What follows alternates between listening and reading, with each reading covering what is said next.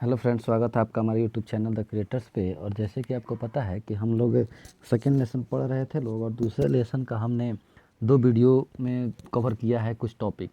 कहने वाली बात यह भी है कि यह जो हमारा दूसरा लेसन है यह पूरे इतिहास का सबसे बड़ा लेसन है। इसलिए आपको इस लेसन को कवर करने में ज़्यादा समय भी लगेगा। और अच्छी बात यह है कि ज़्यादा टॉपिक भी हम लोग कवर कर लेंगे। लोग लगभग 1500 ईसा पूर्व में हमने इस चैप्टर को शुरू किया था, और लगभग आप देखेंगे कि 550 ईस्वी में यह जाकर समाप्त होगा। यानी लगभग 2000 साल की कहानी इस चैप्टर में हम लोग को पढ़नी है, इसलिए यह थोड़ी सी लंबी है। अब तक हमने पहले वीडियो में ऋग्वैदिक काल, उत्तर वैदिक काल अर्थात संपूर्ण वैदिक काल को पढ़ा था। दूसरे वीडियो में हमने महाजनपद काल, मौर्य काल पढ़ लिया था। उसके अलावा हमने मगध साम्राज्य का उत्कर्ष भी पढ़ा था। यदि किसी छात्र को यह वीडियो नहीं मिला हो तो हमारे प्लेलिस्ट में जाकर उस वीडियो से देख सकता है, और हमारे टेलीग्राम ग्रुप से जुड़कर भी आप टेस्ट दे सकते हैं लोग। तो शुरू करते हैं हम लोग। आज का टॉपिक यह मौर्य वंश के बाद की कहानी है। देखिए, हमने पढ़ा था कि मौर्य वंश का पतन 185 ईसा पूर्व में हो गया था। मौर्य वंश के बाद हमें जिस वंश को पढ़ना है वो है कुषाण वंश। कुषाण वंश का जो सबसे प्रसिद्ध शासक था वो कनिष्क हुआ करता था। ये इम्पोर्टेंट क्वेश्चन भी है और पूछा भी जाता है कि कनिष्क का संबंध किस वंश से था। तो क से कनिष्क और क से कुषाण, यानी कुषाण वंश का सबसे प्रसिद्ध शासक कौन था? तो वो कनिष्क थे। कनिष्क ने शक संवत की शुरुआत की थी, कैलेंडर, और उस कैलेंडर का नाम उन्होंने रखा था शक संवत। देखिए, शक संवत और विक्रम संवत दोनों अलग अलग चीज़ें हैं। तो शक संवत की शुरुआत कनिष्क के द्वारा हुई थी और यह 78 ईस्वी में लागू हुआ। कनिष्क ने अपनी राजधानी पुरुषपुर को बनाई थी, और पुरुषपुर किस स्थान पर है? तो यह पेशावर पाकिस्तान में स्थित है। तो कुषाण वंश का सबसे प्रसिद्ध शासक कौन था? तो कनिष्क था। कनिष्क की राजधानी क्या थी? तो पुरुषपुर, पेशावर थी। कनिष्क ने शक संवत की शुरुआत कब की थी? तो 78 ईस्वी में। शक 78 आप ऐसे भी याद कर सकते हैं लोग। नेक्स्ट, आयुर्वेद का महान चिकित्सक जिसे चरक को कहा जाता है, आपको यह भी अपने 10th क्लास में पढ़ा होगा कि आयुर्वेद के जनक कौन कहे जाते हैं? तो आयुर्वेद के जनक चरक कहे जाते हैं। तो आयुर्वेद का महान चिकित्सक चरक कनिष्क के दरबार में ही रहता था, कनिष्क का ही राजवैद्य था। आपको याद होगा, हम लोग शुरू से पढ़ते आ रहे हैं लोग 3 बौद्ध सम्मेलन, प्रथम बौद्ध सम्मेलन, द्वितीय बौद्ध सम्मेलन, तृतीय बौद्ध सम्मेलन, और यह है चौथा बौद्ध सम्मेलन। कनिष्क ने कश्मीर के कुंडल वन में वसुमित्र की अध्यक्षता में चतुर्थ बौद्ध सम्मेलन का आयोजन भी कराया था, और यह प्रथम शताब्दी के आसपास हुआ था। तो टोटल 4 बौद्ध सम्मेलन हुए हैं। प्रथम बौद्ध सम्मेलन, एक बार हम रिपीट कराते हैं आपको।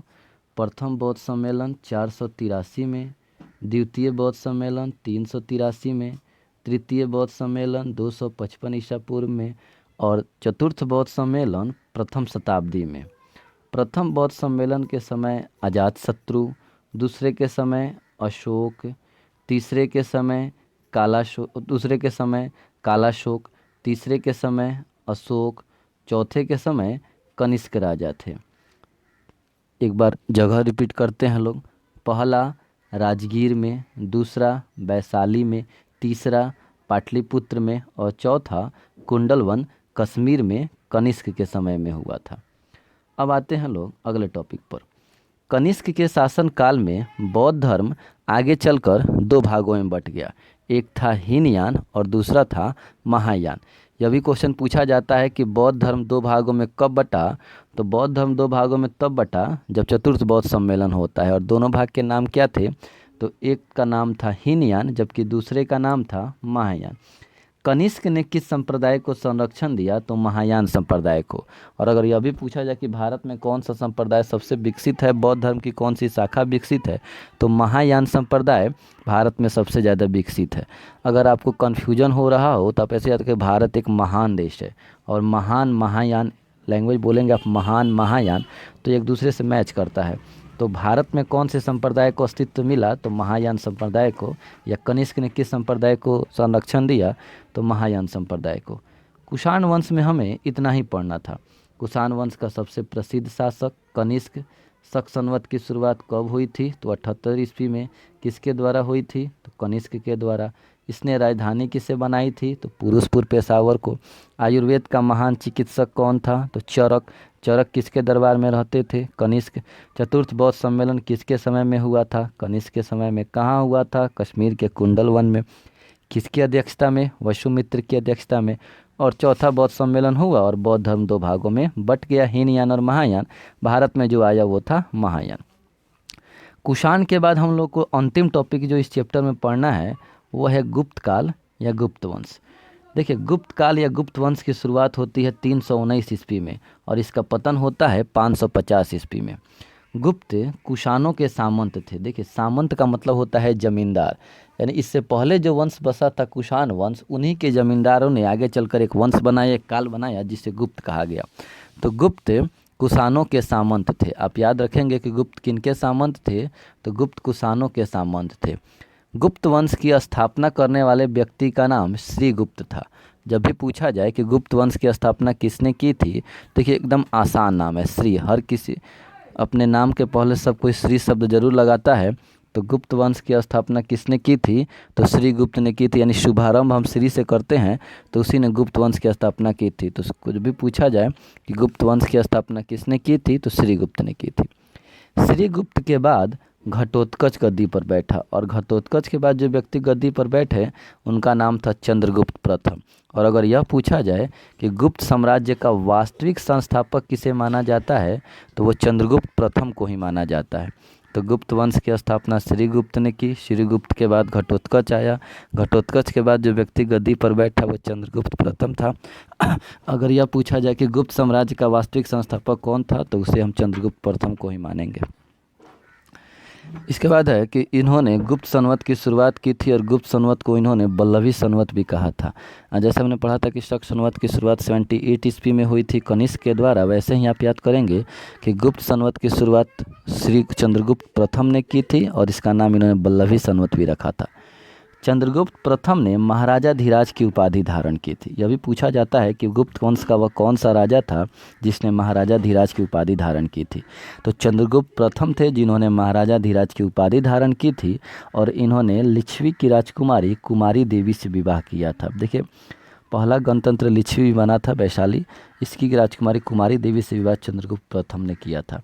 एक बार रिपीट करते हैं लोग, गुप्त किसके सामंत थे, तो कुषाणों के सामंत थे। गुप्त वंश की स्थापना किसने की थी, श्रीगुप्त ने की थी। श्रीगुप्त के बाद गद्दी पर कौन बैठे, तो घटोत्कच। घटोत्कच के बाद कौन आए, तो चंद्रगुप्त प्रथम। गुप्त साम्राज्य का वास्तविक संस्थापक किसे माना जाता है, चंद्रगुप्त प्रथम को। बल्लभी संवत या गुप्त संवत की शुरुआत किसने की थी, चंद्रगुप्त प्रथम ने। महाराजा धीराज की उपाधि किसने धारण की थी, तो चंद्रगुप्त प्रथम ने।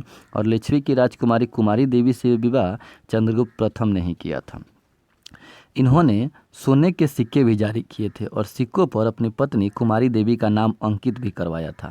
तो कुमारी देवी चंद्रगुप्त प्रथम की पत्नी थी जिनके नाम का उन्होंने सोने के सिक्के पर अंकित कराया था। चंद्रगुप्त प्रथम के बाद जो व्यक्ति गद्दी पर बैठते हैं वो थे समुद्रगुप्त। और समुद्रगुप्त के बारे में 2 क्वेश्चन तो बहुत इंपॉर्टेंट है, आगे देखेंगे लोग। पहले शुरू करते हैं लोग। समुद्रगुप्त ने स्वयं को लिच्छवी दौहित्र कहा। लिच्छवी जो इनके मतलब माता लिच्छवी से ही, तो इसलिए इन्होंने लिच्छवी दौहित्र कहा। समुद्रगुप्त के एक दरबारी कवि थे हरिसेन, जिसने प्रयाग प्रशस्ति नामक एक अभिलेख लिखा है जिसमें समुद्रगुप्त के विजय अभियानों का उल्लेख है। तो 2-3 क्वेश्चन है। समुद्रगुप्त के दरबारी कवि कौन थे, हरिसेन।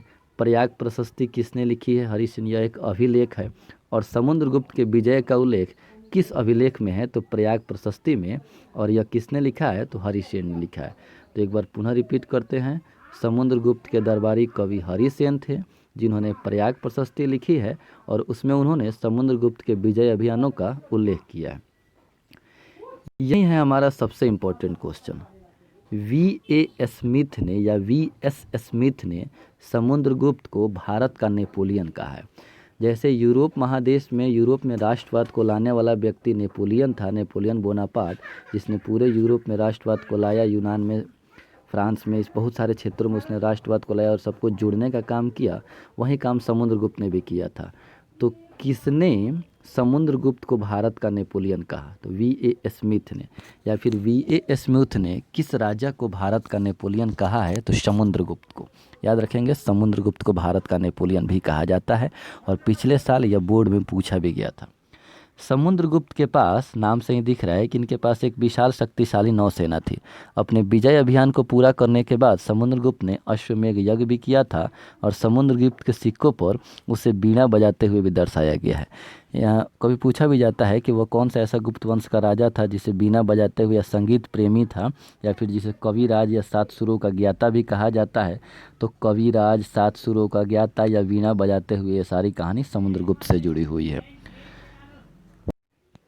अब हम लोग चंद्रगुप्त द्वितीय को देखते हैं, विक्रमादित्य को। समुद्रगुप्त के बाद जो व्यक्ति गद्दी पर बैठे वो चंद्रगुप्त द्वितीय अर्थात जिन्हें विक्रमादित्य की उपाधि भी धारण की थी वो थे।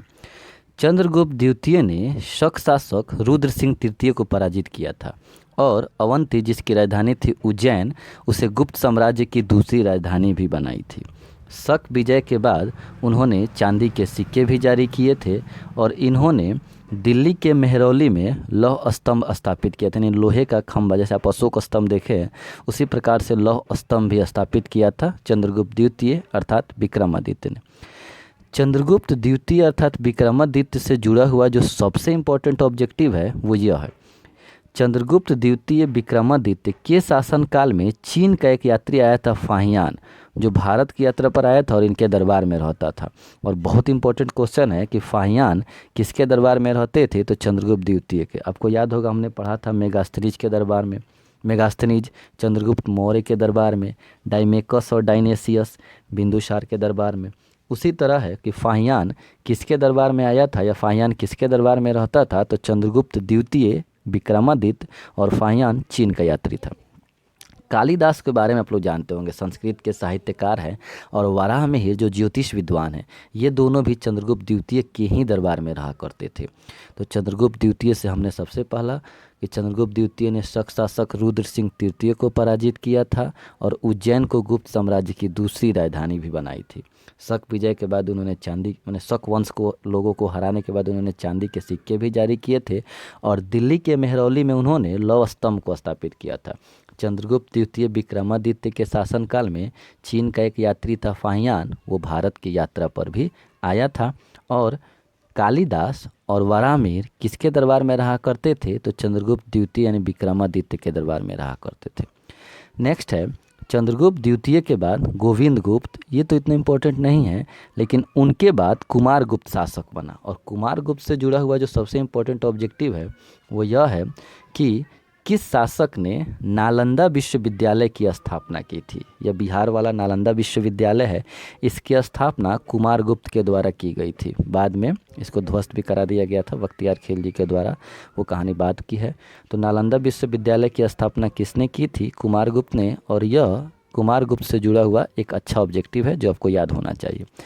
इनके बाद स्कंदगुप्त के समय में प्रथम बार हुण यानी विदेशी आक्रमणकारियों का आक्रमण शुरू होता है और गुप्त साम्राज्य का पतन शुरू हो जाता है। खींचकर 550 ईस्वी के बाद गुप्त साम्राज्य पूरी तरह से पतन हो जाता है और गुप्त साम्राज्य की समाप्ति हो जाती है। आई होप आपको यह गुप्त साम्राज्य का भी टॉपिक काफ़ी अच्छे से समझ में आया होगा।